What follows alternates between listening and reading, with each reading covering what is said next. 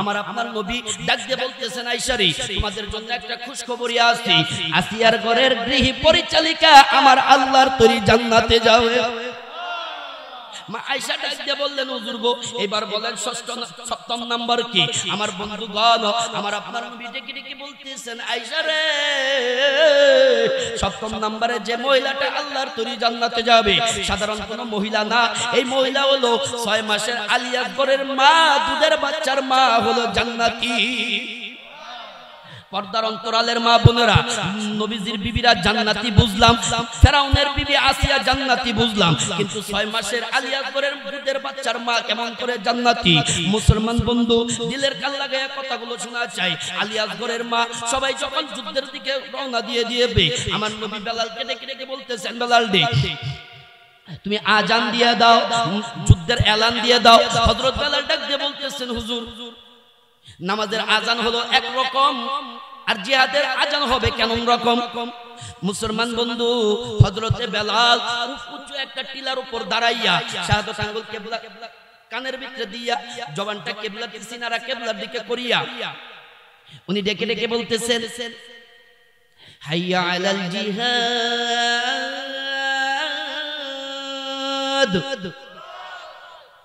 হাইয়া আলাল জিহাদ মুসলমান বন্ধু এরকম যখন এলান হয়ে গেল সমস্ত নারী পুরুষ আপমর জনসাধারণ সমস্ত আমার বন্ধুগণ যারাই ছিল সমস্ত কাজ ফারাক হয়ে খন্দকের যুদ্ধের দিকে রওনা দিয়ে দিয়েছে আলিয়া ঘরের মা দুধের বাচ্চা আলিয়া ঘরের মা এরকম করে রাস্তার ভিতরে দণ্ডমাত সাহাবীরা ডাক দিয়ে বলতেছেন মা গো এর রাস্তা দিয়ে তো একটু পরে ইতিম নবী আসবে তুমি এখানে কেন দাঁড়িয়ে আছো আলিয়া ঘরের মা ডেকে ডেকে বলতেছেন আমার অন্তরের খবর আমার আল্লাহ জানে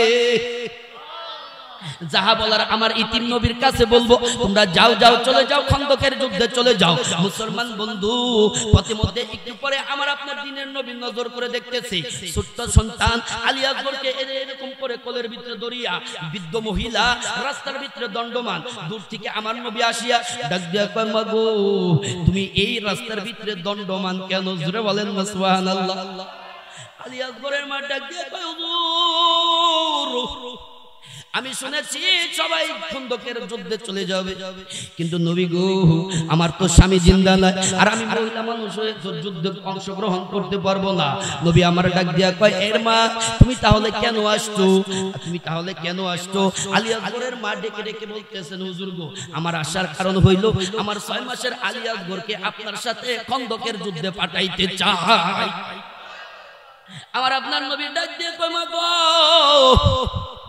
এই সন্তান নিয়ে আমি কি করব গো মা এই সন্তান তো তীর চালাইতে পারবে না ধনুক চালাইতে পারবে না গাছের ডালা চালাইতে পারবে না এই মহিলাটা কয় নবীজি আমি মা ভালো করে জানি আমার 6 মাসের আলী আকবর তীর চালাইতে পারবে না ধনুক চালাইতে পারবে না গাছের ডালা নাড়াইতে পারবে না কিন্তু নবীজি আমি মা এটা ভালো করে জানি গো হুজুর আমার নবীজিকে যখন লক্ষ্য করিয়া বেঈমান কাফের মুনাফিকের বাচ্চাগুলা তীর মারবে ধনুক সুরবে গাছের ডালা যখন ফিক্কা দিবে নবীজি গো আমি মা এটা ভালো করে জানি আমার আলী আসগরকে যদি ওই তীর ধনুকের দিকে আঁকড়ে ধরে এরকম করে যদি ফিট করে ধরে আমার সন্তানের গায়ে যতগুলা তীর লাগবে যতগুলা ধনুক লাগবে যতগুলা গাছের ডালার বাড়ি লাগবে মরুক মরুক আমার বেটা মরুক এরপরে আমার নবী জিন্দা থাক আমার নবী ডাক দিয়ে কয় মা গো এত ভালোবাসো তুমি আমারে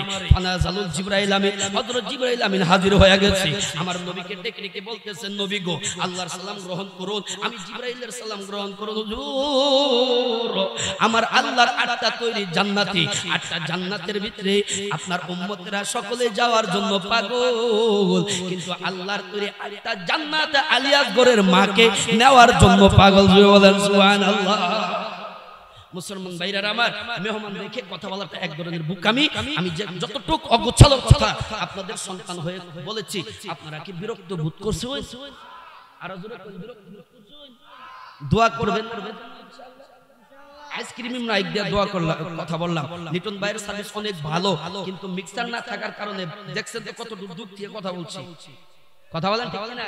গলা টানে। এদের তো একদিন, আমগো তো হলো মাশাআল্লাহ। কথা বলেন ঠিক না? পরিশেষে আপনাদেরকে একটা দাওয়াত দেই সন্তান হিসাবে। এই যে তিনটা ঠেঙ্গা দেখতেছেন, খুশবু টিভি আমার, এটা মিরপুর থেকে আসছে, এটা আমার এক ভাইয়ের। এই আজকের এই বয়ানটা, এই যে আপনাদের মুখ, এই বয়ানটা এক সপ্তাহের মধ্যে পেয়ে যাবেন। হ্যাঁ, কুয়াকাটা টিভি আর হলো খুশবু টিভি। হ্যাঁ, এগুলি আমাদের নিজস্ব ক্যামেরা, এটা আমার নিজস্ব ক্যামেরা, এটা আমার ওই যে বড় ভাই, ওনারা আসছে সে আমার সাথে ঢাকা থেকে।